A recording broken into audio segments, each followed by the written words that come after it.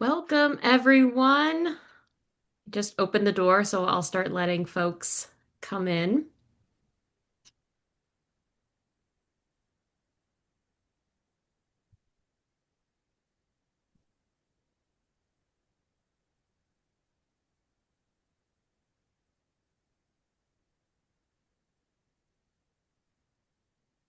Welcome, welcome.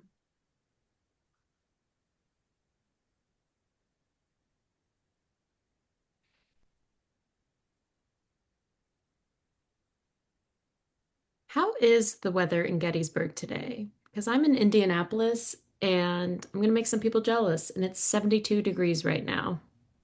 Mm. With I some, don't know, Olivia. We're like mid 70s and bright sun too, so it's gorgeous okay, here. everyone else is jealous then. It's a beautiful day. Yeah, the humidity hasn't hit just yet. Yeah. Awesome.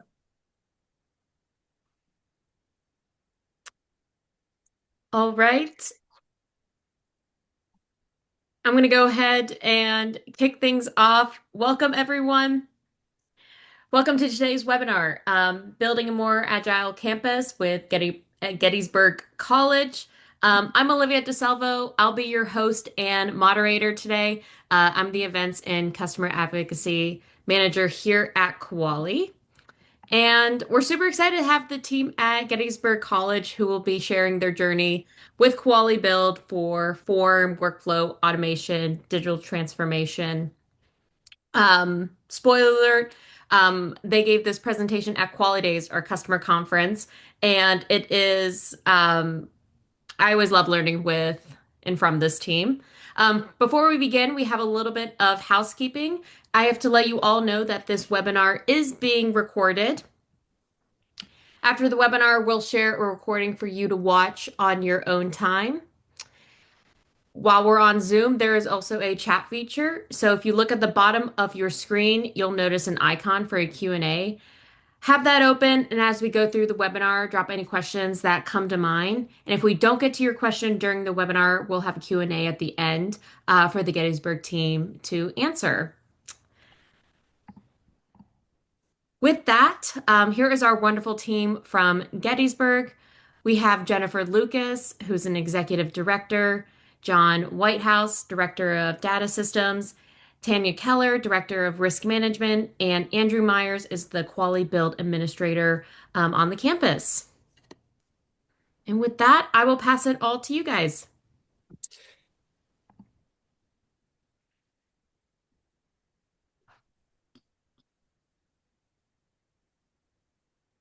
Well, good afternoon, everyone.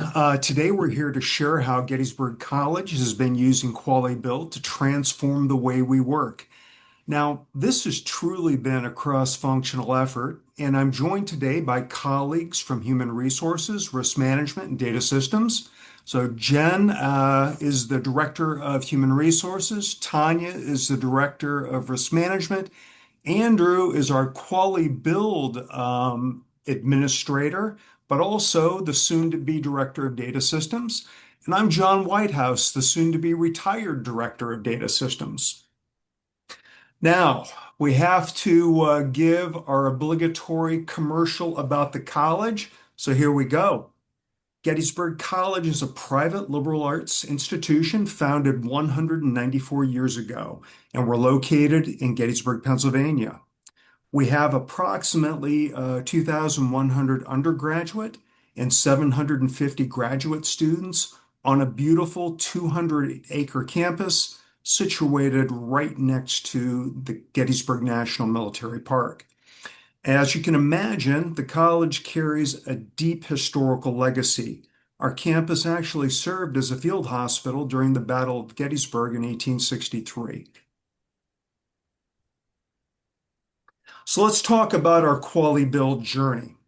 We launched Quality Build in April of 2024, and the growth since has been remarkable.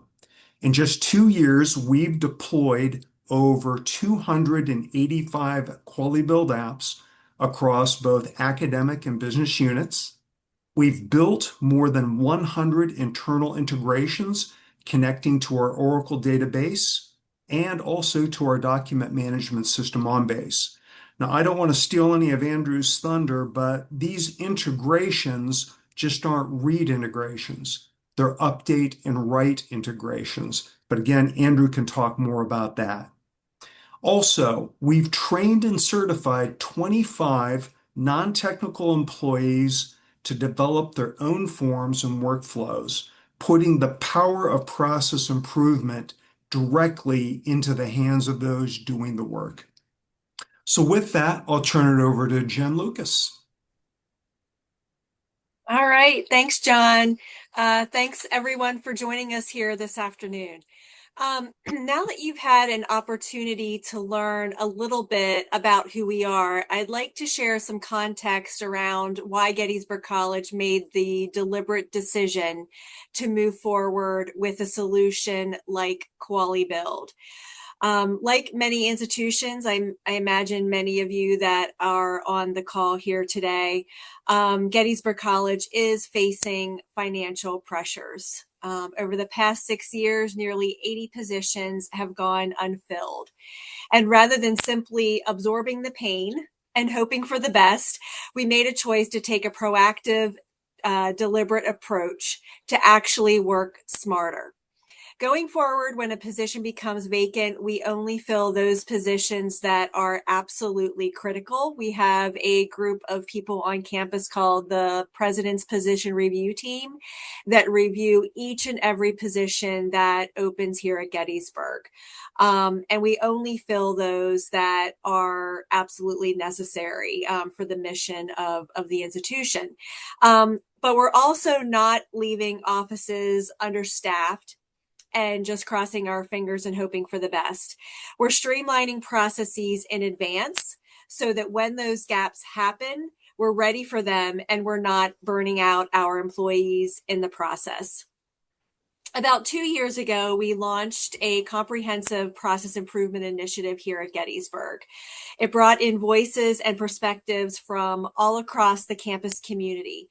You'll hear a little bit more later from John about how IT helped to build those partnerships across campus. So I'll leave that for John. But one thing that Tanya and I did, and you'll hear from Tanya here in a few minutes as well, the two of us facilitated several 4-hour workshops last October, working directly with departments to help them identify their inefficiencies. And we sort of joked that we called those our absurdities. What in our office sort of drives us the craziest? And those are the bottlenecks and the frustrations that we refer to as our absurdities. And we help them develop real practical solutions to address them. Andrew Myers here, who's here on the line, he also participated in each of those process improvement workshops that we had. I think they were about 2.5 hour longs, and Andrew was there to help suggest where possible QualiBuild as a potential solution to one of those absurdities. So all of this work has been guided by 3 core goals. The first is to reduce inefficiency. And we asked ourselves honestly, what's too manual? What takes too long relative to the value that it delivers to the institution? Where are we doing something simply because we've always done it this way? We sort of joke that we call that the 1832 mentality. John mentioned that we were founded in 1832. So have we just been doing this forever and there's no other way to do it? Probably not. And in some cases, there are some things that we need to stop doing altogether. The second goal is about creating capacity. When we streamline our work, we free up real time and real energy. This allows us to absorb work when a colleague leaves or to shift focus towards higher value work that better serves our students. Our third goal is protecting service quality. And I want to be very clear about this, is that none of what we're doing around process improvement needs to be visible to our faculty, students, campus partners. They expect excellent service, as they should. So process improvement is how we maintain and even strengthen that quality with the resources that we have. So why does this matter? I want to give you 6 concrete reasons, and you'll see those here on the screen. First is doing more with fewer people. When positions aren't being filled, the staff who remain are expected to absorb that work. And that's not a sustainable task over the long term, unless we also give people better, more efficient ways to do their jobs. Streamlined processes save real time, and that time adds up. The second is preserving service quality. Again, our goal is that our students, faculty, and external partners never see our staffing challenges. They expect the same level of excellence from us, regardless of what is happening behind the scenes. Process improvements are how we protect that reputation. Third is capturing knowledge before it walks out the door. And I'm sure this is important to you as well. Every time a long tenured employee leaves, we risk losing years of institutional knowledge. The how we do things here that lives in people's heads, that is not in any manual. Process improvement forces us to document our workflows, and that documentation becomes a living resource for the people who stay and for whoever eventually will step into those roles. Fourth is fairness and transparency. When teams shrink and roles shift, things can get murky really quickly. People end up asking themselves, who owns that? Who owns that process? Who's responsible for that step? That ambiguity leads to things falling through the cracks, and frankly, to unnecessary steps and frustration for everyone. Fifth is strategic alignment. Again, similar to most institutions, we are being asked to be thoughtful from a workforce planning perspective. There's a right way and a wrong way to respond to that work. The wrong way is to cut services that matter to our campus community. The right way is to cut wasted effort. Process improvement is what allows us to shrink responsibly, targeting inefficiency, not impact. And sixth, and this one is particularly important to me from an HR standpoint, is employee morale.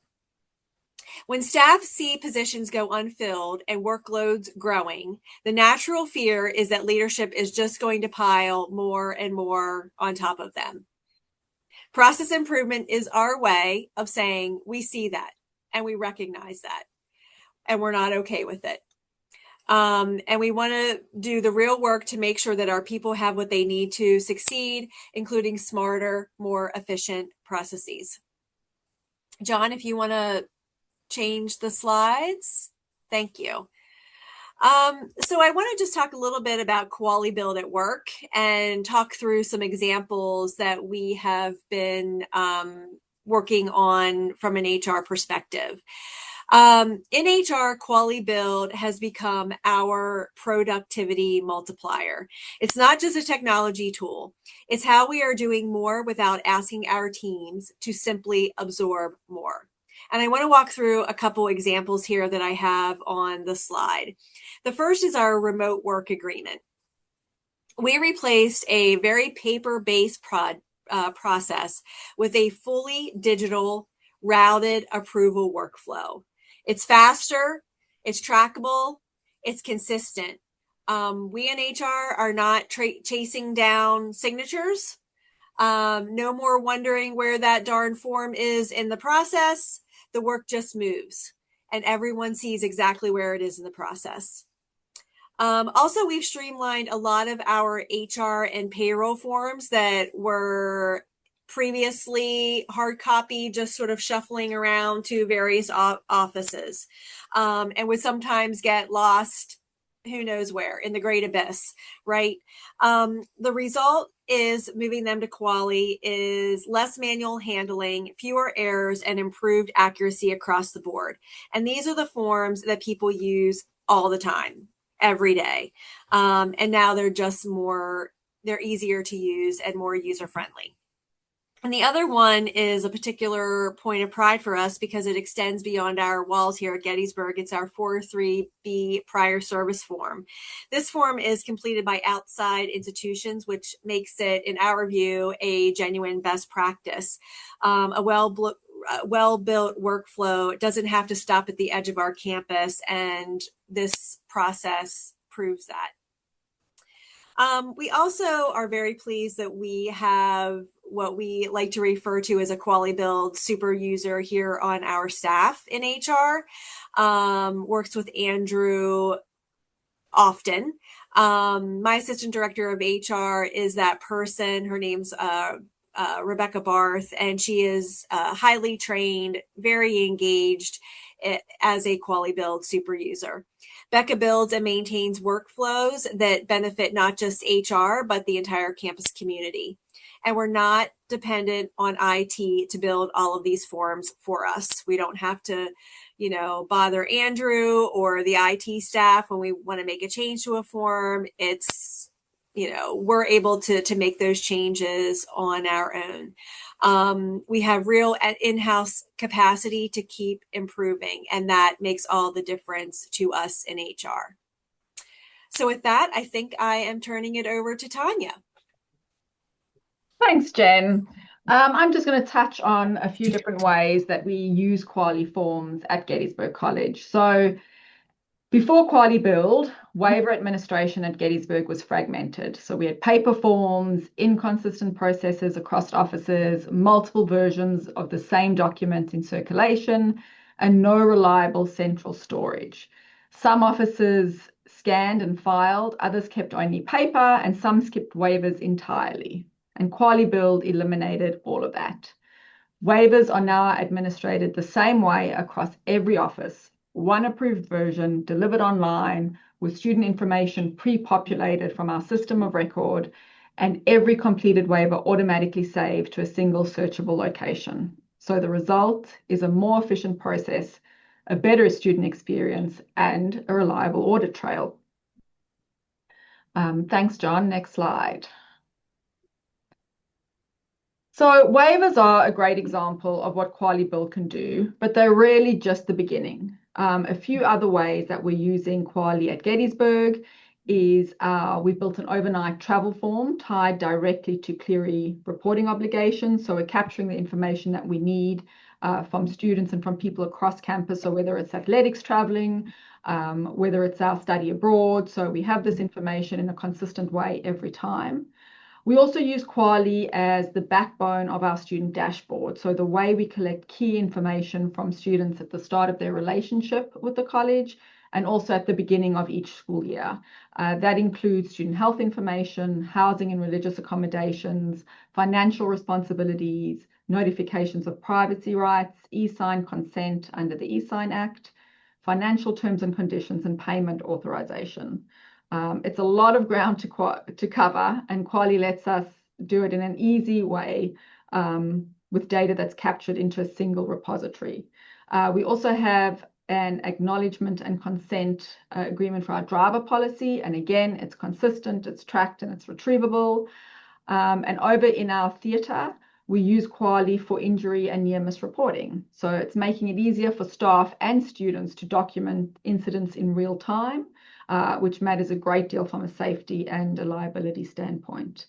The through line across all of these is the same. It's one place, one process, one version, HIPAA and FERPA compliant, legally valid signatures.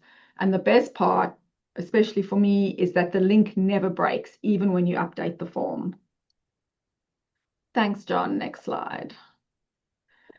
And we're just getting started. On the admission side, we use Quali for our overnight waiver for prospective students. So this form is actually an anonymous form, so no Gettysburg College logging in is required, which is an important capability when you're working with people who aren't yet in our system. We also use it for commencement. Again, it's an anonymous form, and we use this to collect questions and information from families and guests who will be attending commencement. And then finance is really alongside HR, where you see the start of the breadth of what Quali can handle. So we've moved a number of the processes into Quali Build. You can see some examples there: late timesheets, the P card applications, payable direct deposit forms, employee reimbursement requests. And then we also use Quali for our conflict of interest disclosures, which we collect from both employees and trustees. And these forms that they used to live in emails, shared drives, paper folders, and now they're also consistent, trackable, and centrally stored. And we have one that is used with the Gettysburg login, and again, an anonymous form. I think one of the key things for us at Gettysburg, and a lot of what I and others have been able to achieve with Quali, is because of the support that we have received from Andrew Myers. So I'll now turn it over to him when he can do a bit more into a deep dive on his side. Thanks, Andrew. Thanks. When IT got involved, we got involved in both the process improvement uh, process and the quality, bringing quality onto campus. And we took a look at the way data was being gathered, data was being used, and all that. And we discovered a number of issues in gathering data that I'm sure many of you are aware of. Manual entry doesn't work. You have to go back and double check it. You have to send it back to get certain things that you need and all that. And what we saw in Quali was the use of the integrations where we're able to reach into our ERP systems and other systems to actually pull data in that we already know when someone logs in. By doing that, we are eliminating what becomes a chore, because we can pull in their employee ID or their student ID, their name, their email address, their campus address. All sorts of details that we would have had to look up in the past are now available to us just by clicking into it. And at the same time, we're controlling what they can and can't see. This replaces what we termed a culture of spreadsheets, where all these things were being listed on spreadsheets and passed from office to office, to have a different office put in more data onto this spreadsheet and back and forth. By looking up the data, by writing the data and reading the data, we now can eliminate that because it's all contained in the quality form and in the quality workflow. This way we process data efficiently, accurately, and in a very timely manner. Gone are the days of data entry. We just do writes out of our APIs that are their integrations. It gives us flexible access and control of this data, meaning that IT develops the APIs, and they can be as simple or as complex as you need them. But we now control what data gets out there, what data goes onto the forms, and how it's used. So IT maintains data integrity, data security, and data accuracy. And that has made all the difference. And we see significant time improvements on these forms coming through by just looking things up and writing them and then being able to go back with reports and all that. I don't want to go too far into the weeds because I don't know, I could go into a whole lecture on the APIs, on how the integrations work and all that, but that's probably something best for the more technical people, if you have questions, to just ask. So, John, I guess back to you. All right. Thank you, Andrew. So let's talk about how we got here. Um, First, we used a crawl, walk, run approach. We didn't roll this out all at once. We started small, scaled strategically, and throughout the process, we built confidence alongside competence. We also built a foundation. We implemented a homegrown hands-on quality build certification program, so employees learn by doing and not just reading. And we make sure they know how to build a quality build app properly by a final project. Only then do we give them the keys to quality. We also, Andrew and I took the Quality Build Roadshow across all college divisions to raise awareness before expecting adoption. Now, with a Quality Build community in place, we sustain it by having a monthly quality community meeting that keeps our trained users connected so they can share wins, troubleshoot together, and stay engaged. And I think this is a real important one. IT is a partner in this process, not a gatekeeper. Now, IT serves as the quality build administrator. Andrew oversees the deployment of things and also the deployment and creation of the integration. So I don't want to give the impression that we're Wild West here. We do have some rigor to the process. And doing this allows us to work with our community rather than being an administrative or a process bottleneck. As we talk to our community, we stress the business benefit. Now, think about this for a moment. An app and quality build takes, depending on its complexity, 2 to 3 hours if you have someone who is a skilled quality build certified individual. The same app in PeopleSoft, our system of record, would take 2 to 3 weeks to build the same sort of app. Also, from a maintenance perspective, maintenance time in quality build is a fraction of what it is in PeopleSoft. We've also driven this culturally by a strategic shift. New PeopleSoft customizations are being curtailed, and they are being curtailed in favor of quality build. Now, this is a deliberate move to empower our users and reduce development time. Questions? Questions?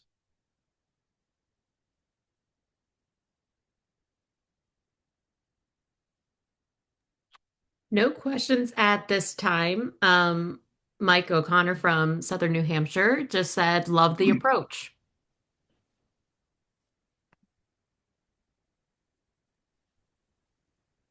Thank you.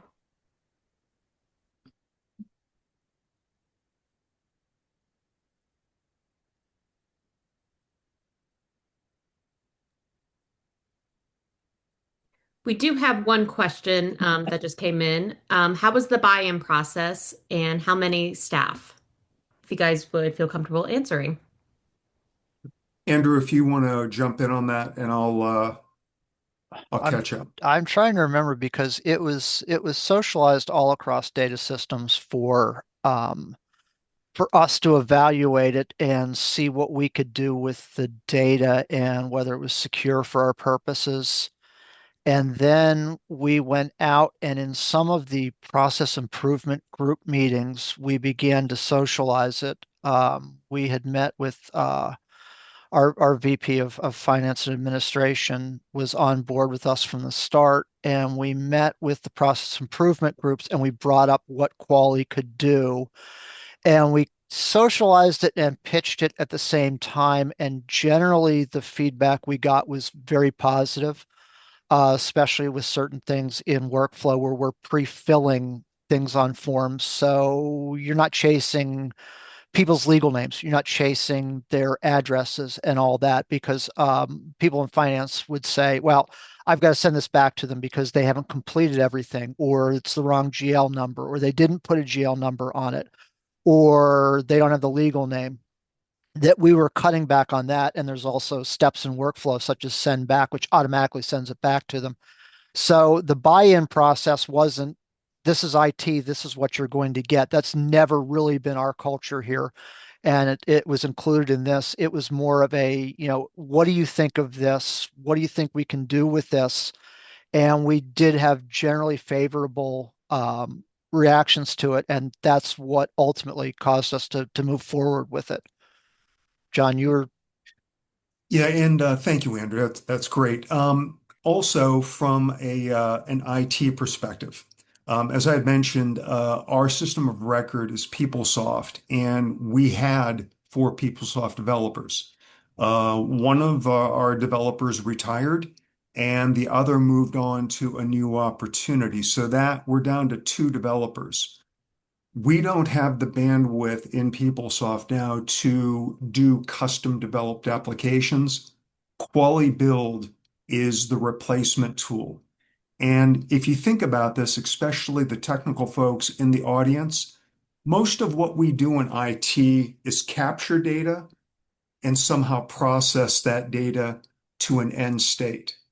Quality build is ideal. It is ideal for that task.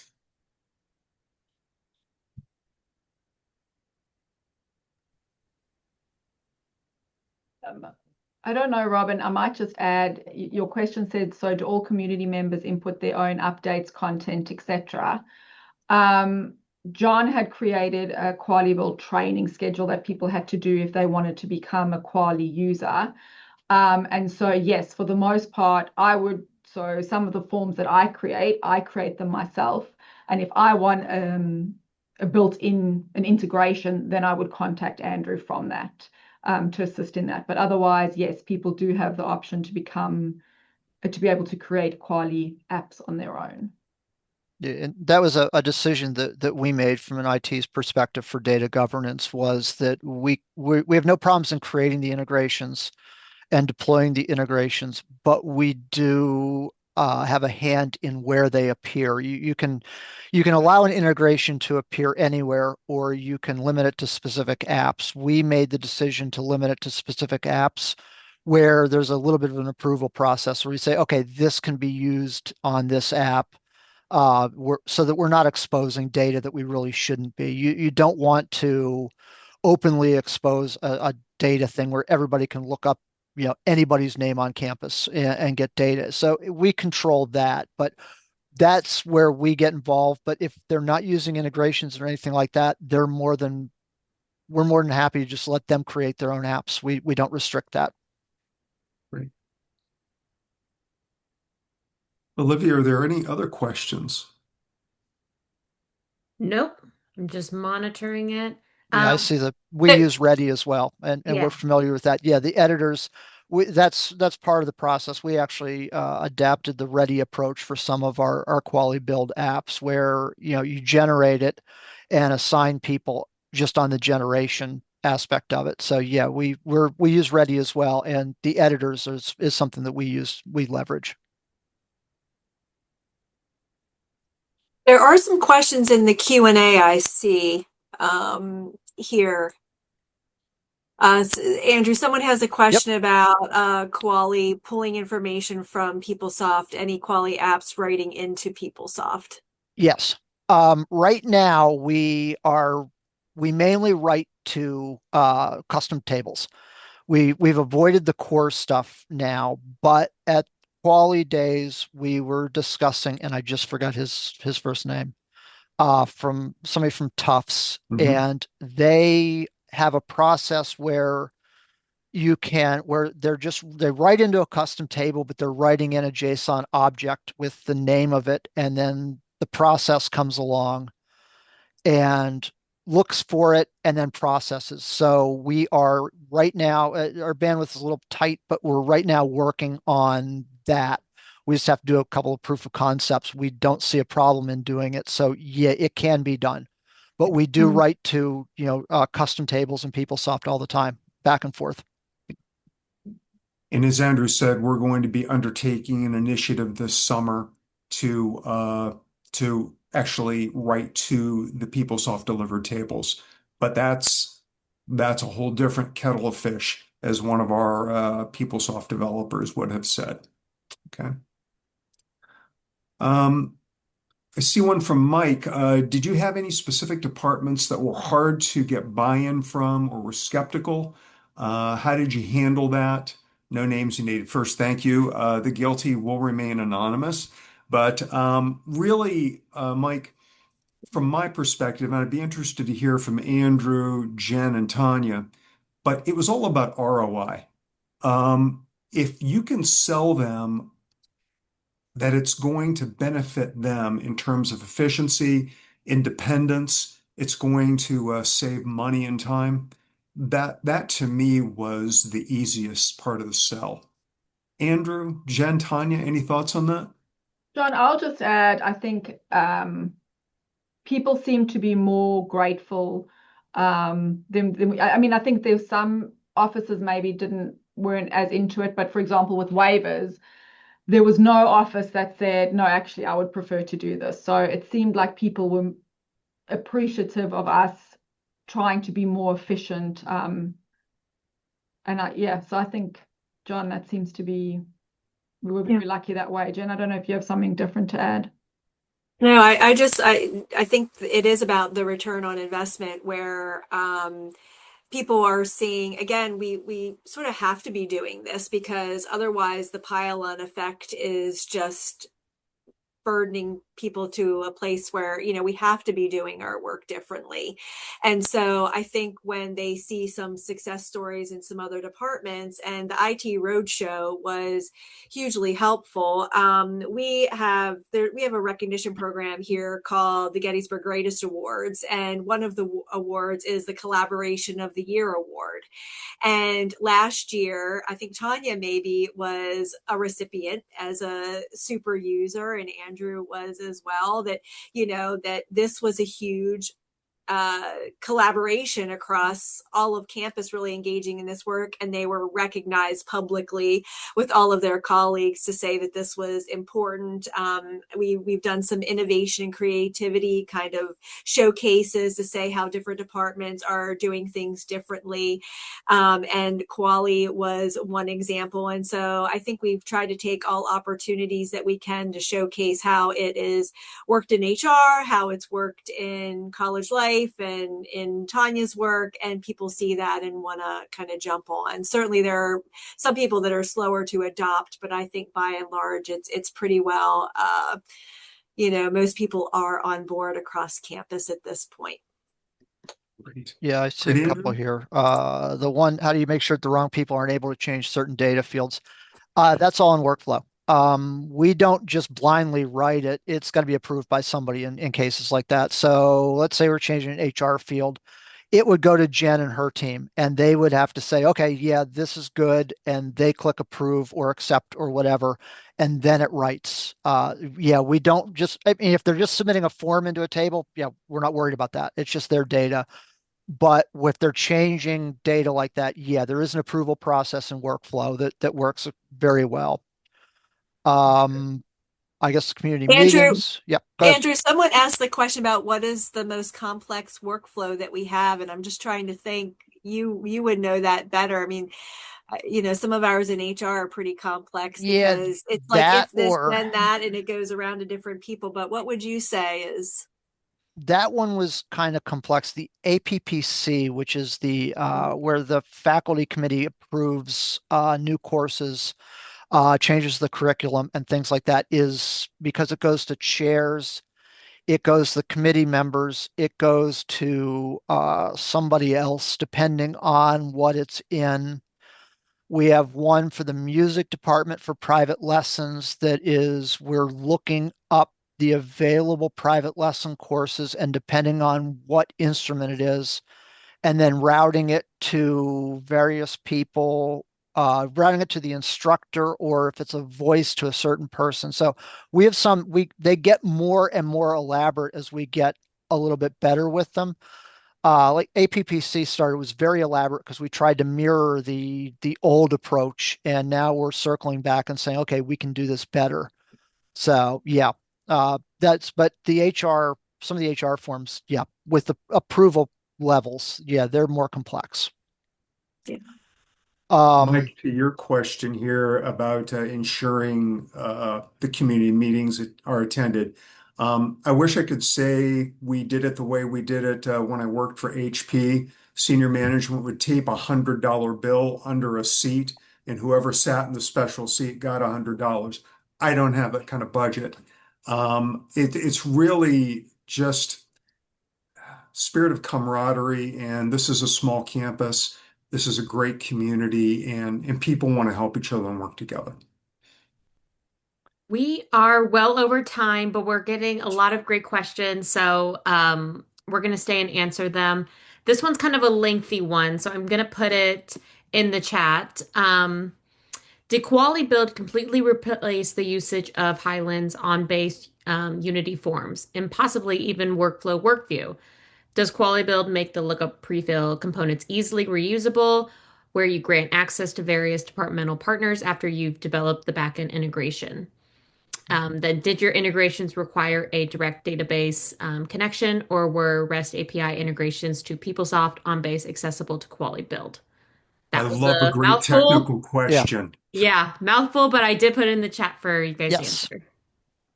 Uh, as to replacing all the uniforms, we're getting there. I see you shaking your head, Jen, but that one We, HR. we do our whole onboarding process for new employees, all the background checks, compliance work in on base right now. But the Unity forms are complex, right? Because every time we want to make one little change, it becomes this whole big thing, which again is part of the reason why we like Quali so much. But we do use on base still, and I don't know, Andrew, the future, you can maybe talk about that more so than I can, That's but we want the future to be moving away from Unity forms. yeah, yeah. That's where we'd like to go with it. It's finding the time to do it, but I think it's something we have to do. The lookup pre-fill components, yeah, they're easily reusable. The way we have them structured is I was talking to a vendor that we're working with, and I basically characterize them as SQL queries. It's just a query where we're pulling out the data we want, and we developed the template that we wanted to use for them so that we can rapidly deploy and just jump around with them. So access to different departmental partners, we give access based on the app itself. So we just click it in, allow the app to use it, and it's the same thing. I mean, we've expanded. We have a student details lookup which has some binaries in it, like are they international based on their data? Are they under 18 based on their data? And things like that that we can reuse all over the place. And it allows us to pull in what we need, but it's all accessible in the form. Do our integrations require a direct database? It's if you can write an API that gets into your system, yeah, it's whatever you're going to use there. ODBC, we could do an ODBC, but we run a Cold Fusion engine right now. We've run Cold Fusion now for 26 years on an internal thing. We fully updated it, and Cold Fusion now has its own API manager, but you'll find API managers all over the place that you could do it with. You get into if you can get into the database, you can make them accessible to the API. So, and what else? We talked about complex processes. Yeah, we've got some conditional logic in there and the way things are moving. And the conditional logic is also based on who submitted the form. Tanya's waivers, if they're under 18, we know in workflow whether we've got to send something to the parents to get the parents to sign. And that's in workflow. So we're accessing student data that's on the form in workflow. Andrew, I will just interrupt you there and say to anybody who didn't understand a word of what you just said about the OBDC and the API and the integrations, I understood none of that. And I can still build forms in Yep. Quali and do workflows on my own. So I don't want to throw anyone off who thinks you have to understand all of what Andrew said. So yes, it's still easy. Good, Tanya. And And that we was not a paid promotional yep. announcement. We don't use Salesforce, but if Salesforce has an API accessible, you can use Quali's tool to get to the API using the endpoint. So yeah, I mean we can work with we can work with external vendors too. I love Mike's comment. Yeah. There is $100 under. I wish, I wish.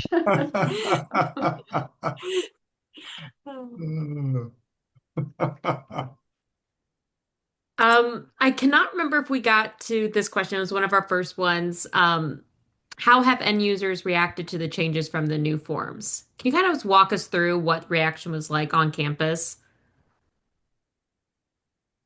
I can give an example of some of the end users.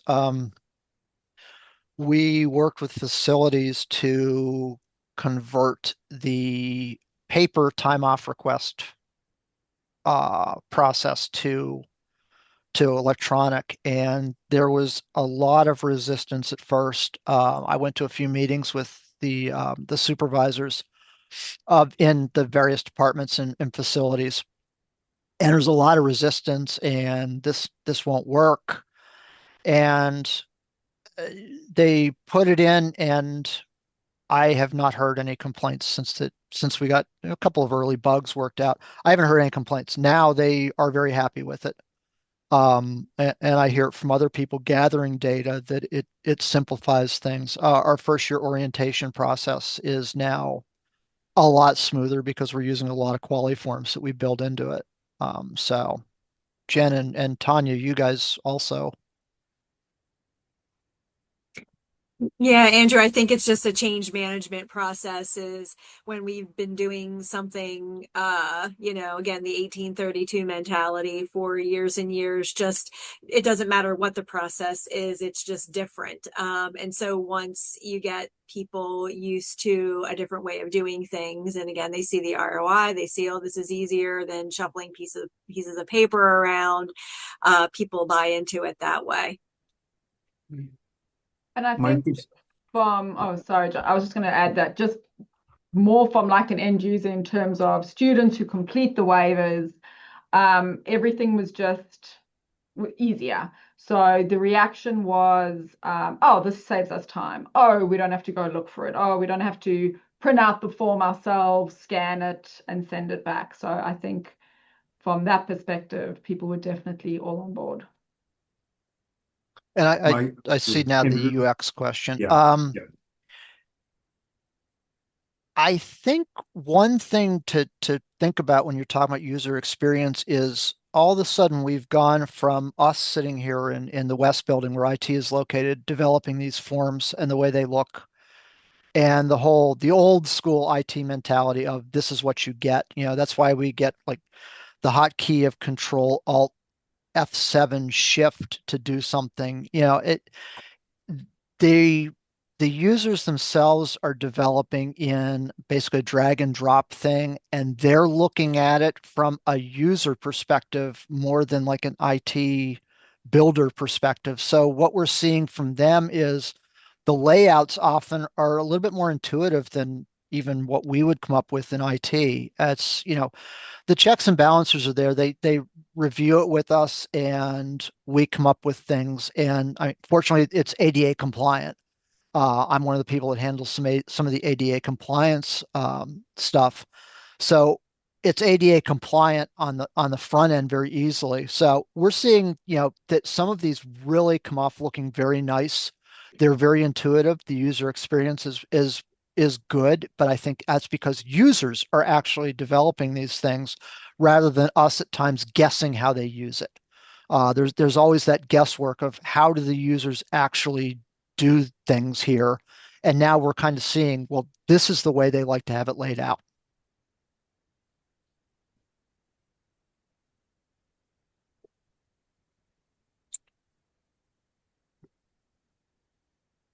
We'll do one more question. I'll put it in the chat as well. How do you ensure user experience app to app is good? We spend a lot of time using best practice, user interviews, usability testing, card sorting, etc., etc. When we switch to a distributed model like yours, we understand that not everyone will do that. Are there any sort of checks and balances Yeah, of user that's that's experience? that's kind of what I was just touching on, that the users are controlling a lot of the appearances and all that.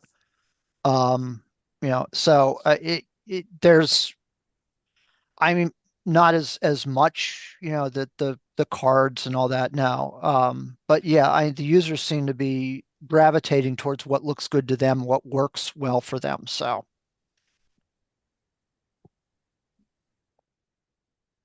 Awesome. Well, we definitely went over time. So thank you all to have stayed. Thank you, Gettysburg.